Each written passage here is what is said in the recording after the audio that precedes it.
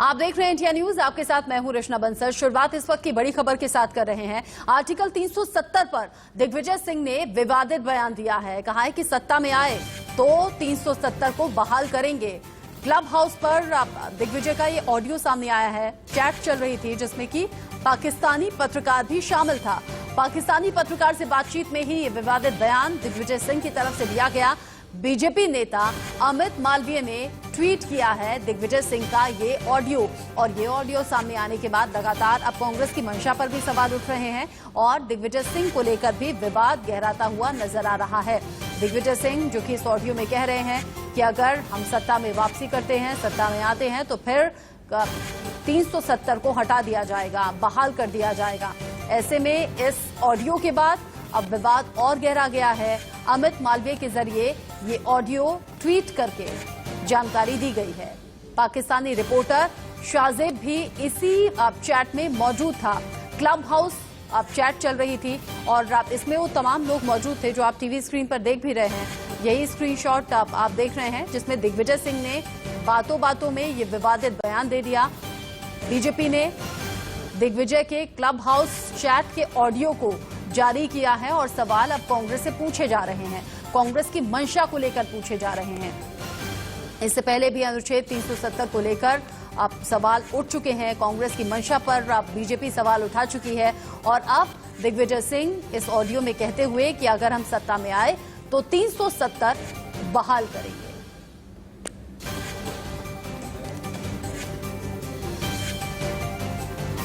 सुमित दुबे ज्यादा अपडेट के साथ जुड़ गए हैं इसी खबर पर हमारे साथ। सुमित, अगर आपने ऑडियो सुना हो, क्या कुछ दिग्विजय सिंह की तरफ से कहा गया?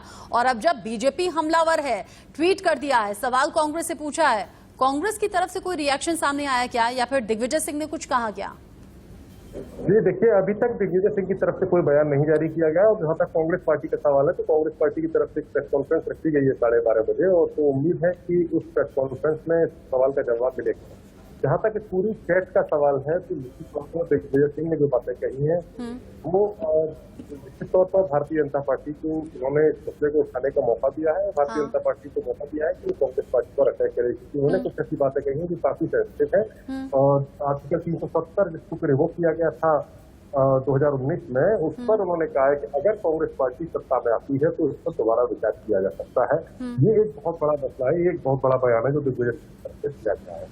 जब उन पाकिस्तानी पत्रकार ने पूछा कि क्या आप इसको किस तरीके से देखते हैं, तो दिग्विजय सिंह का कहना था कि कश्मीरियत, जमहूरियत और इंसानियत, इन तीन मसलों को लेकर कश्मीर के समाधान की बात अटल बिहारी वाजपेयी कहा करते थे, लेकिन क्योंकि वहां पर जमहूरियत थी नहीं, डेमोक्रेसी थी नहीं, जिस वक्त कोई सरकार नहीं थी जब ये रेवोल्यूशन किया गया था, और इंसानियत का सवाल है तो कई लोगों को जेलों में बंद कर दिया गया, तो इंसानियत भी नहीं दिखाई गई। इस तरीके की बातें करते हुए दिग्विजय सिंह ने कहा कि अगर कांग्रेस पार्टी सत्ता में आती है तो उसको रिलीज किया जाएगा और उसका पुनर्विचार किया जा सकता है। एक और मसला है जो दिग्विजय सिंह ने इस पूरी चैट में उठाया है, इस दबाव की चैट में, और उन्होंने जो उठाया है वो है फंडामेंटलिस्ट का मसला कि किस तरीके से धार्मिक कट्टरवाद भारत में बढ़ रहा है।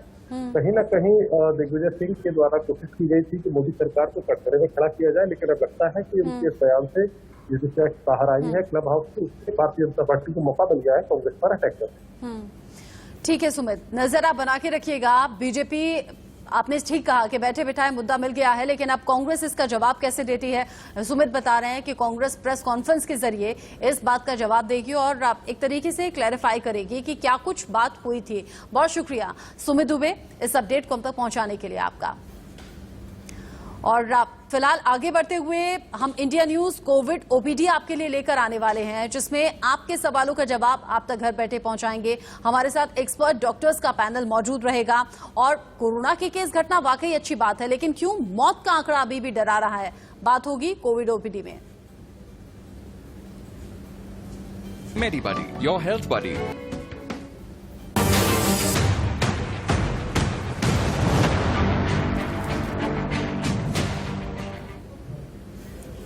लगातार ये 5वां दिन है जब कोरोना के नए केसेस 1 लाख से कम हैं, और ऐसा 70 दिन बाद हुआ है जब 24 घंटे में सबसे कम 84,332 नए केसेस सामने आए हैं।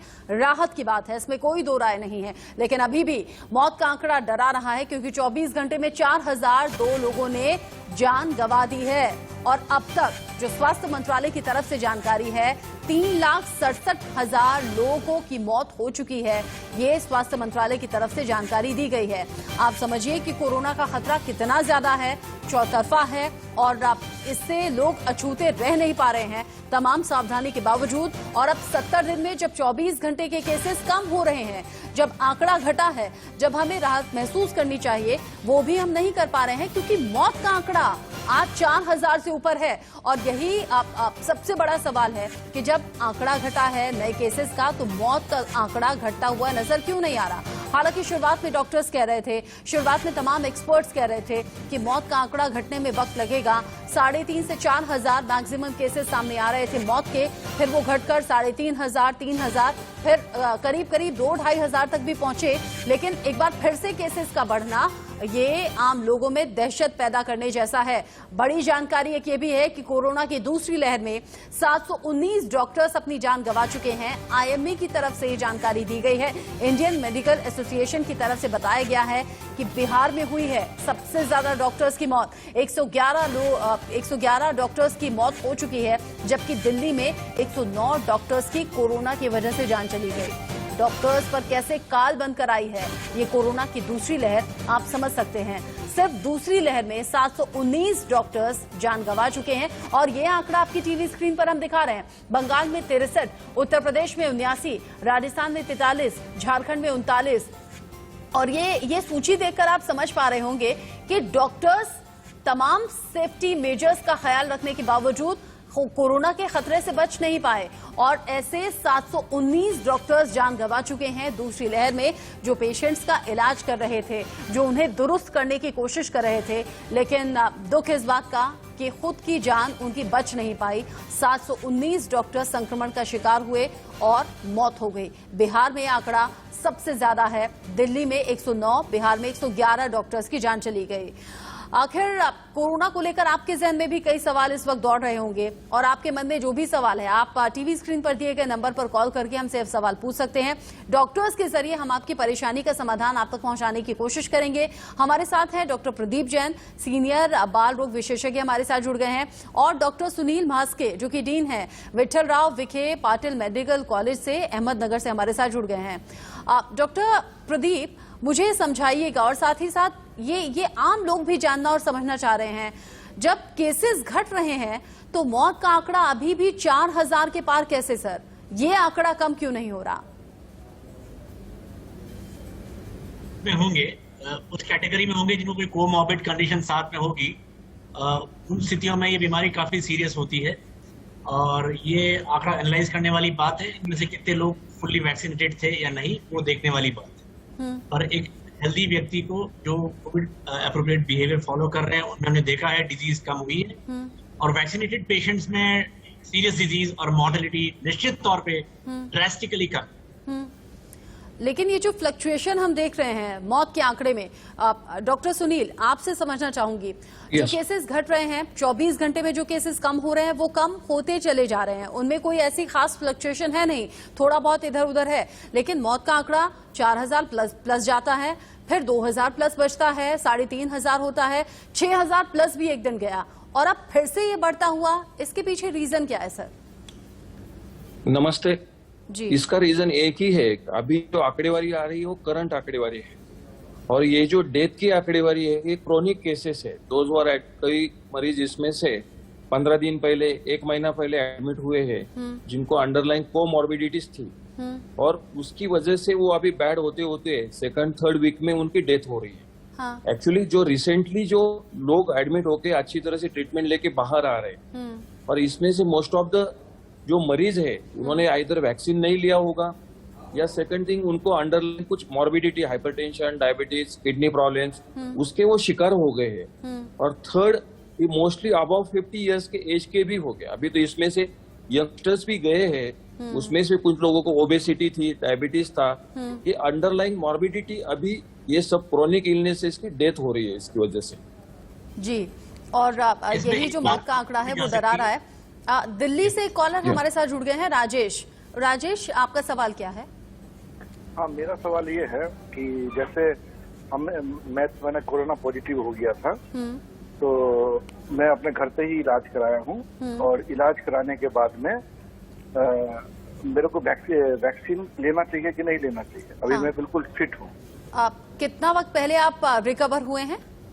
अभी हम आपका बने डेढ़ महीना करीब हुआ है। अच्छा, डॉक्टर प्रदीप, 1.5 महीना हो गया है। अभी जो करंट गाइडलाइंस है ministry of health and family welfare की, उसके अनुसार रिकवरी के 3 महीने बाद वैक्सीन जरूर लगवानी चाहिए।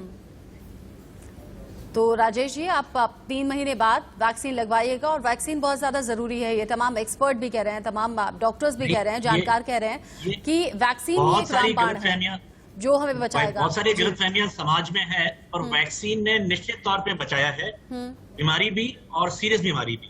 ये हाँ। बिल्कुल भी गलतफहमी ना रखें कोई भी। नंबर ऑफ डेथ ड्रेस्टिकली कम हुई है उन लोगों में जिन्होंने वैक्सीनेशन पूरा कंप्लीट कराया है, और 14 डेज उनको निकल चुके हैं। और इसीलिए कोशिश है कि तीसरी लहर से पहले ज्यादा से ज्यादा लोगों को वैक्सीनेट कर लिया जाए, ताकि सीवियर संक्रमण ना हो, अगर संक्रमण होता भी है तो।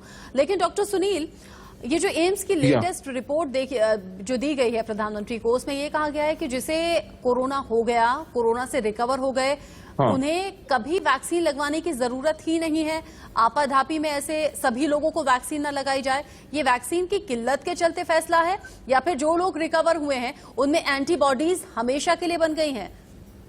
नहीं, ये 2 इशू है इसमें। अभी मीडिया की तरफ से अच्छी तरह से उसको स्प्रेड करना चाहिए। जिनको भी कोरोना हुआ है वो अच्छी तरह से रिकवर हुए हैं। स्टडीज के मुताबिक वो 3 महीने तक सेफ है, उनके शरीर में एंटीबॉडीज पैदा हो रही है। हाँ। लेकिन 3 महीने के बाद उनको वैक्सीन लेना है, ये सबको मालूम होना चाहिए। नहीं तो लोग फॉल्स बिलीफ में रहेंगे कि मुझे कोरोना हुआ है, एंटीबॉडीज आई है और मुझे वैक्सीन की जरूरत है ही नहीं है। तो ऐसा कभी नहीं है कि जिनको कोरोना हुआ है they can wait up to 3 months. 3 महीने के बाद वो वैक्सीन लेना ही पड़ेगा सबको। हाँ। और सर ने पहले जो बताया, जिन्होंने वैक्सीन लिया उनको कोरोना की सिवियरिटी बहुत बहुत कम थी, इसलिए वो बच गए। इसलिए ये सेकंड वेव में जो वैक्सीनेटेड लोग थे उनमें डेथ मॉर्टलिटी बहुत कम है, कॉम्प्लिकेशंस भी बहुत कम है, और मॉर्बिडिटी भी बहुत कम है। हाँ। सर ये मैसेज, टेक होम मैसेज आज के प्रोग्राम से लेना चाहिए कि कोरोना होने के बाद 3 महीने के बाद सबको वैक्सीनेशन लगवाना है। बिल्कुल, और इसमें किसी भी तरह का ना कोई बहाना होना चाहिए, ना कोई भ्रम की स्थिति होनी चाहिए। कनिका, एक कॉलर सहारनपुर से हमारे साथ जुड़ गई हैं। कनिका, सवाल क्या है आपका? मैडम, मेरा सवाल ये है उनसे, डॉक्टर साहब से, कि मेरे हस्बैंड को अप्रैल की लास्ट में कोविड हो गया था। हाँ। तो अब वैसे वो नेगेटिव है और वो फर्स्ट डोज ले चुके थे, तो मैडम वो सेकंड डोज अपनी कब ले सकते हैं? डॉक्टर सुनील। यस, सेम जो पहले बताया कि 3 महीने तक तो उनको एंटीबॉडी प्रोटेक्शन मिलेगा। उनका पहला डोज हुआ है तो भी उनको 3 महीने के बाद दूसरा डोज लेना पड़ेगा। अच्छा, अब मतलब 2 डोज होंगे तभी वो सेफ्टी पूरी तरीके से मानी जाए। अनफॉर्चुनेटली बीच में कोरोना हुआ उनको। हाँ। मेरे ख्याल से इनको कंफ्यूजन ये है कि वो फर्स्ट डोज से काउंट करे या डिजीज के बाद से काउंट करे। ये बिल्कुल स्पष्ट कर लीजिए, डिजीज से रिकवर होने के 3 महीने बाद। रिकवर होने के बाद। अच्छा, ठीक है। कनिका जी, उम्मीद करते हैं आपके सवाल का जवाब मिल गया होगा। हमारे दोनों ही डॉक्टर्स कह रहे हैं कि जब रिकवर हुए हैं उसके बाद से 3 महीने आप जोड़ लीजिएगा, और 3 महीने बाद सेकंड डोज लीजिएगा, इसमें किसी तरह का कोई नुकसान नहीं होगा। लेकिन डॉक्टर प्रदीप, अब जो वैक्सीन को लेकर भ्रम है वो इसलिए भी है कि पहला डोज ले लिया, दूसरा डोज कई जगह अवेलेबल नहीं है, या फिर अगर पहला कोविशील्ड ले लिया, दूसरा कोवैक्सीन मिल रहा है, तो लोगों में एक ये भी डर है कि एक डोज हमने लगवा लिया तो पता नहीं सेकंड डोज मिलेगा या नहीं मिलेगा, या कब मिलेगा। कहीं ऐसा तो नहीं कि तय वक्त बीत जाए उसके बाद मिले। क्या बाद में अगर लगवाएं तो हार्मफुल होगा क्या? नहीं, निश्चित तौर पे ये बात करीब करीब सारे वैक्सीन के साथ लागू होती है कि जो भी तारीख आपको बताई जाती है, they are earliest dates and they are not the last date. तो as soon as you are able to get vaccine, वो लगवा लेना चाहिए after scheduled gap which has been told to you. इसका अर्थ ये हुआ कि मान लीजिए 3 महीने पे आपको बताया गया है और 4-5 दिन 7 दिन ऊपर हो गए हैं, तो ऐसी कोई समस्या नहीं है। हाँ। किसी आपके पर्सनल कारण के या वैक्सीन अवेलेबिलिटी या कोई और इशू की वजह से जितना जल्दी हो सके सेकंड डोज लगवा लीजिए, और वापस कोर्स रिपीट करने की आवश्यकता नहीं है। ऐसा नहीं कि गैप 3 की जगह 3.5 महीने हो गए तो वापस कोर्स रिपीट करें, उसकी बिल्कुल भी आवश्यकता नहीं। अगर थोड़ा बहुत डिले हो गया है तो मन में कोई ऐसा भ्रम ना पालें कि इससे कोई नुकसान हो जाएगा, आपको उतना ही फायदा होगा। अगर थोड़ा बहुत डेट आगे पीछे होती है तो उससे मतलब नहीं है। प्रेम, एक कॉलर दिल्ली से हमारे साथ जुड़ गए हैं। आपका सवाल क्या है प्रेम? अच्छा, प्रेम की जो कॉल है वो डिस्कनेक्ट हो गई है। डॉक्टर सुनील, वैक्सीन को लेकर जब हम बात कर रहे हैं, और वैक्सीन ही वो ब्रह्मास्त्र है जिससे कि कोविड से बचा जा सकता है। अब जब एक्सेप्शन केसेस में ये सरकार की तरफ से भी गाइडलाइंस जारी कर दी गई हैं कोविशील्ड को लेकर कि पहला डोज और फिर सेकेंड डोज 28 दिन के अंतर पर लग सकता है। जिन्हें विदेश जाना है, चाहे वो पढ़ाई के सिलसिले में, नौकरी के सिलसिले में या खेल के सिलसिले में, अब 28 दिन में एफिकेसी कैसी रहेगी, जबकि 12 से 16 हफ्ते पहले सरकार की तरफ से कहा गया, और लोग ये भी सोच रहे हैं हम 28 दिन में दोनों डोज ले लेंगे तो वहां विदेश में जाकर क्या नए स्ट्रेन से मुकाबला कर पाएंगे? वैक्सीन के बारे में जो भी थोड़ा सा कंफ्यूजन लिटिल बिट है रिगार्डिंग द कंपनीज, अलग अलग कोविशील्ड है, दूसरी कंपनी है, तीसरी कंपनी भी आएगी, चौथी आएगी, लेकिन बेसिक मैकेनिज्म जो है वो तो चेंज नहीं होता। इसीलिए पहला डोज लिया, सर्टेन अमाउंट का प्रोटेक्शन उनको मिलेगा। मिनिमम गैप जो होता है 28 डेज टू 1 मंथ का होता है। उसके बाद ज्यादा डिले हो गया सेकंड डोज में तो भी कुछ प्रॉब्लम नहीं आता। पहले डोज से प्रोटेक्शन जरूर मिलता है, उसके एंटीबॉडीज से भी प्रोटेक्शन मिलता है। तो इसलिए ज्यादा पैनिक बिल्कुल होना नहीं कि पहला डोज दूसरा डोज में गैप पड़ गया है। जैसे हमारे पोलियो ट्रिपल में भी पहले आइडियल गैप तो 1 महीने के बाद का भी होता है, लेकिन लोगों को याद रहे इसलिए हम लोग 1 महीना बोलते हैं। उसके बाद कोई भी डोज सेकंड डोज लिया तो भी प्रोटेक्शन में कुछ गड़बड़ होती नहीं है। और जिनको भी बाहर जाना है उन्होंने पहला डोज लिया है, सेकंड डोज उधर जाके वो कोई भी ले सकते हैं। अच्छा। ब्रांड थोड़ा बहुत चेंज हो गया तो भी वैक्सीनेशन के एंटीबॉडीज बनने में इतनी तकलीफ नहीं होती। अच्छा। बेसिक प्रोटेक्शन तो हर एक को मिलता है, पहले डोज से, दूसरे डोज से, कोई भी ब्रांड रहा उससे भी प्रोटेक्शन कोविड या कोरोना से मिलता है। ये तो आपने अच्छी बात कही। सवाल था कि हाँ। मेरे ख्याल से आपका सवाल था थोड़ा प्रीपोन करके वैक्सीन लगाए जा रहे हैं एक स्पेशल सिचुएशन जहां ट्रैवलिंग है। हाँ हाँ। देखिए, ट्रैवलिंग एक हाई रिस्क फैक्टर है जहां chances of getting expose to disease is much more than at your own place. हाँ। तो ऐसी सिचुएशन में उस हाई रिस्क कंपैरिजन में 28 दिन पे टीका लगाना ठीक है, ताकि उस ट्रैवलिंग वाले एक्स्ट्रा रिस्क को जल्दी कवर किया जा सके अगर किसी व्यक्ति को आवश्यक रूप से ट्रैवल करना हो। बिल्कुल, आप दोनों रहिएगा हमारे साथ। आप चूंकि ये कंफ्यूजन बड़ा लोगों में बना हुआ था, ये कंफ्यूजन तो दूर हो गया, लेकिन आपके जहन में अगर कोविड से जुड़ा हुआ कोई भी सवाल है, कोविड ओपीडी आप ही के लिए हम लेकर आए हैं इनिशिएटिव। आप दिए गए नंबर्स पर आप कॉल कर सकते हैं, सवालों के जवाब आपको मिलेंगे। फिलहाल आगे बढ़ते हुए हेडलाइंस का वक्त है। हम भी कोशिश कर रहे हैं कि आप तक घर बैठे पहुंच पाए। डॉक्टर प्रदीप जैन हैं, डॉक्टर सुनील मास्के हमारे साथ जुड़े हुए हैं। डॉक्टर प्रदीप, तीसरी लहर को लेकर खतरा बना हुआ है, वैक्सीनेशन बहुत ज्यादा जरूरी है, हम बार बार सुन रहे हैं, लेकिन फर्स्ट वेव और सेकेंड वेव बहुत अंतर रहा इन दोनों में। दूसरी लहर बहुत ज्यादा खतरनाक रही, पहली वेव में उस तरीके से खतरा नहीं था, और ऐसा क्या कुछ सेकेंड वेव में हुआ कि ऑक्सीजन की बहुत ज्यादा कमी महसूस हुई। और जैसे आपने पहले और दूसरी वेव देखी है, तीसरी में ऐसा क्या होगा जिसके लिए पहले से तैयारियां होनी चाहिए? देखिए, दूसरी वेव का प्रेजेंटेशन और rate of complication definitely first wave से अलग रही। इससे ये आभास होता है और ऐसा बाद में पाया भी गया है कि एक डिफरेंट वेरिएंट, जैसे इंडियन वेरिएंट या B16-17-2 कहा गया है, डेल्टा वेरिएंट, वो शायद ज्यादा रहा है और ये हर स्टेट में ये पाया गया। वायरस बदलने से डिजीज की इंसिडेंस, एपिडेमियोलॉजी, कॉम्प्लिकेशन सभी में परिवर्तन आया है।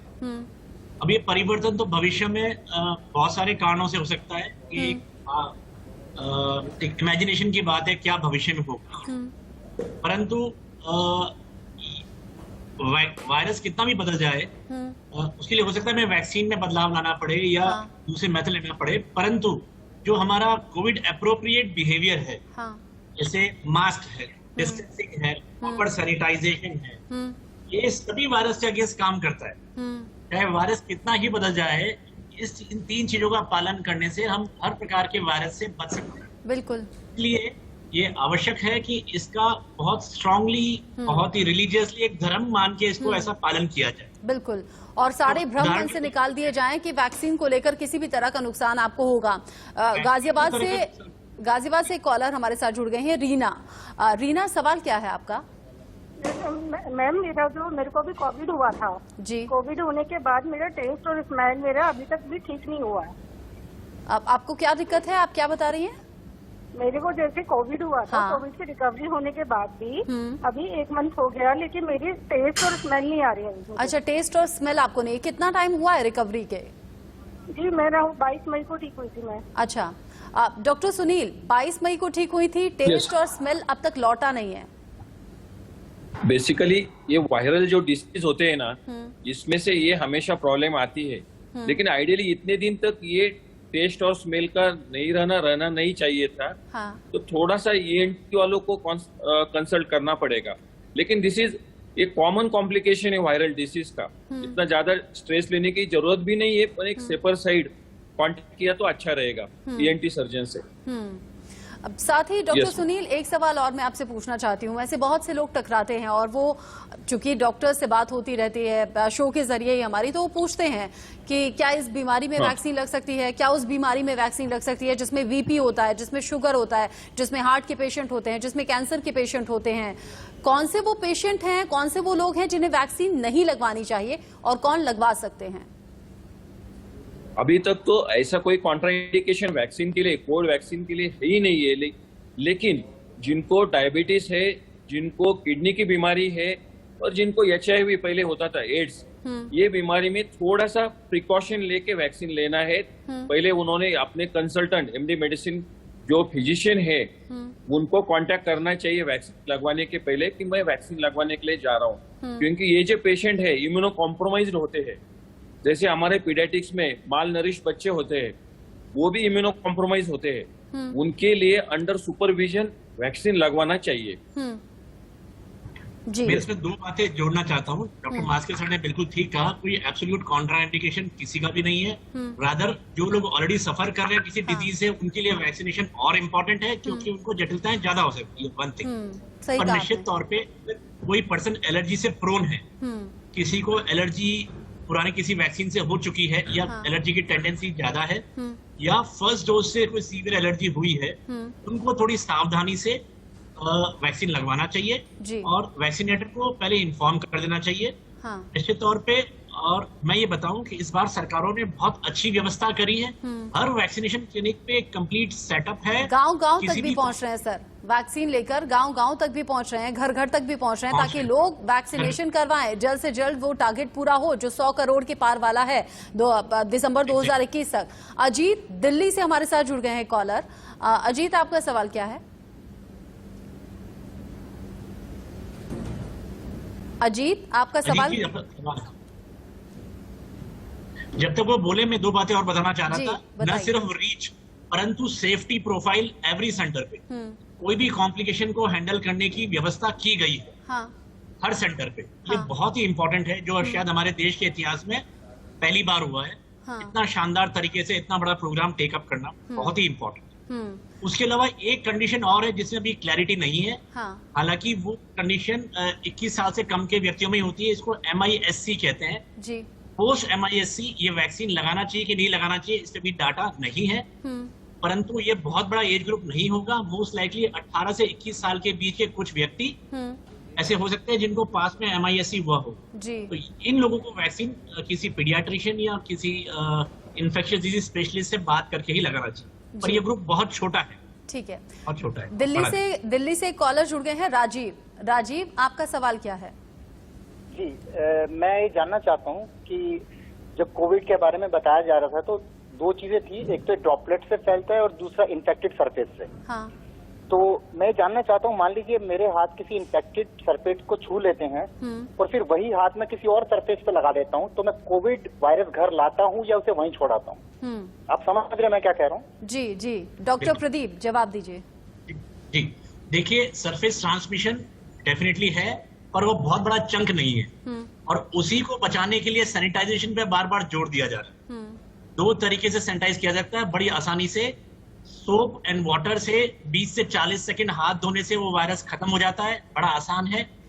और अगर आप अल्कोहल बेस्ड सैनिटाइजर यूज कर रहे हैं, ऐसा सैनिटाइजर जिसमें अल्कोहल 60 से 70% से ऊपर हो, तो विद इन 20 सेकंड्स वो डिस्ट्रॉय हो जाता है। तो प्लीज सैनिटाइजेशन का जरूर ध्यान रखें। और इसीलिए हम बार-बार कह रहे हैं, जी अपने मास्क चेहरे पे हाथ लगाने से पहले हाँ। जरूर हाथ धो लें बिल्कुल या शीट लगा लें, ताकि आप अनजाने में हाथ नहीं लगा बैठे। बिल्कुल सही क्योंकि कहा हमारी आपने। आदत होती है क्योंकि कि अलग अलग करना है। स्टडी है, कहा जाता है आंख से हो सकता है संक्रमण, नाक से हो सकता है, नाक और मुंह तो स्पेशली ढकना ही है मास्क से, इसीलिए चेहरे के आसपास भी हाथ नहीं ले जाना है। ये बहुत अच्छी बात आपने कही और हम लगातार दर्शकों को यही जागरूक कर रहे हैं कि सोशल डिस्टेंसिंग मस्ट है, मास्क लगाए बिना आपको घर से निकलना नहीं है, सावधानी ही आपका बचाव है। और ये खास जानकारी डॉक्टर प्रदीप और डॉक्टर सुनील के जरिए हमारे दर्शकों तक पहुंची। बहुत शुक्रिया सर आप दोनों का ही हमारे साथ जुड़ने के लिए, ये जानकारी हमारे दर्शकों तक पहुंचाने के लिए। हम उम्मीद करते हैं कोविड ओपीडी के जरिए इसी तरीके से आप दर्शकों की हर कोशिश रहेगी सवालों का जवाब उन तक पहुंचाने की। इस